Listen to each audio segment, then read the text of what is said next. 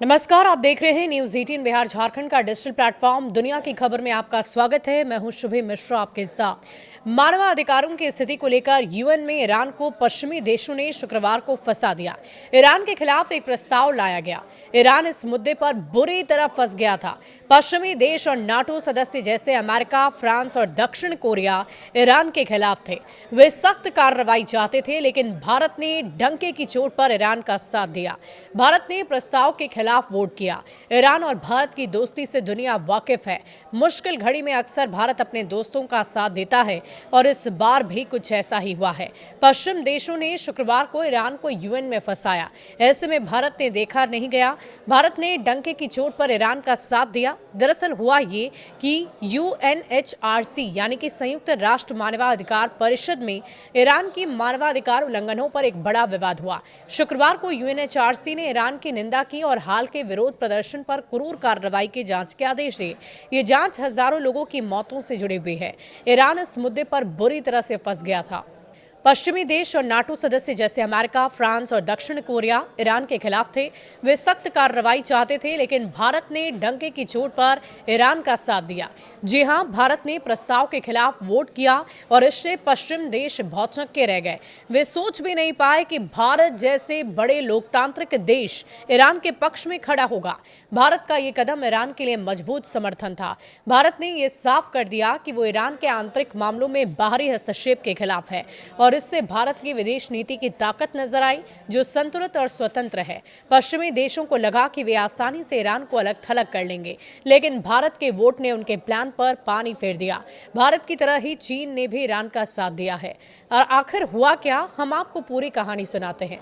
दरअसल ये पूरी घटना जेनेवा में यूएनएचआरसी की इमरजेंसी मीटिंग में हुई। यूएन की इस बॉडी ने ईरान के खिलाफ एक प्रस्ताव पास किया। ये 2022 में शुरू हुई जांच को बढ़ाने का था। अब यूएन जांच करता हाल के दंगों को भी जांच करेंगी। ये जांच भविष्य में कानूनी कार्रवाई के लिए दस्तावेज तैयार करेगी। अधिकार समूहों का कहना है कि 1989 की इस्लामी क्रांति के बाद ये सबसे बड़ा क्रैकडाउन था। इसमें आम नागरिक भी मारे गए। हालांकि तेहरान सरकार ने इसे आतंकवादी और दंगाइयों का काम बताया। उन्होंने कहा कि अमेरिका और इजरायल जैसे विदेशी दुश्मन इसके पीछे हैं। ईरान के यूएन मिशन ने इस प्रस्ताव की निंदा की है। ईरान ने कहा कि वो बाहरी हस्तक्षेप नहीं सहन करेगा। बैठक में क्या हुआ? चीन, पाकिस्तान, क्यूबा और इथियोपिया जैसे देशों ने बैठक की उपयोगिता पर सवाल खड़े किए। चीन के राजदूत जिया गाइड ने कहा कि ईरान का दंगा आंतरिक मामला है। जांच के खर्च पर भी सवाल है। यूए में फंडिंग संकट पर है, जिससे अन्य जांचें रुकी हुई है। यह स्पष्ट नहीं है कि इस जांच का पैसा कौन देगा। इसके बाद बात अब वोटिंग की थी। इसमें कुल 46 देशों ने वोटिंग किया। प्रस्ताव ईरान के खिलाफ था, यानी जांच बढ़ाने के पक्ष में। ईरान के खिलाफ प्रस्ताव के पक्ष में 25 वोट पड़े और विपक्ष में 7.14 देशों ने वोटिंग से दूर रहने का फैसला लिया। ईरान के खिलाफ प्रस्ताव के पक्ष में कौन कौन से देश हैं? फ्रांस, मेक्सिको, दक्षिण Korea, America, Germany, Britain, Japan, Netherland, Spain, Italy, Australia, Canada, Sweden, Norway, Denmark, Finland, Ireland, Belgium, Switzerland, Austria, Poland, चेक गणराज्य, लिथुआनिया, लताविया, एस्टोनिया, ये सभी पश्चिमी और नाटो देश हैं। प्रस्ताव के खिलाफ में कौन कौन? भारत, चीन, Pakistan, Cuba, Ethiopia, Venezuela, Bolivia. ये देश ईरान के आंतरिक मामलों में हस्तक्षेप के खिलाफ है। वोटिंग से दूर कौन कौन रहे? ब्राजील, अर्जेंटीना, इंडोनेशिया, मलेशिया, सऊदी अरब, संयुक्त अरब अमीरात, कतर, तुर्की, मिस्र, नाइजीरिया, दक्षिण अफ्रीका, बांग्लादेश, थाईलैंड, फिलीपींस। ये देश तटस्थ रहे, न पक्ष में न विरोध में।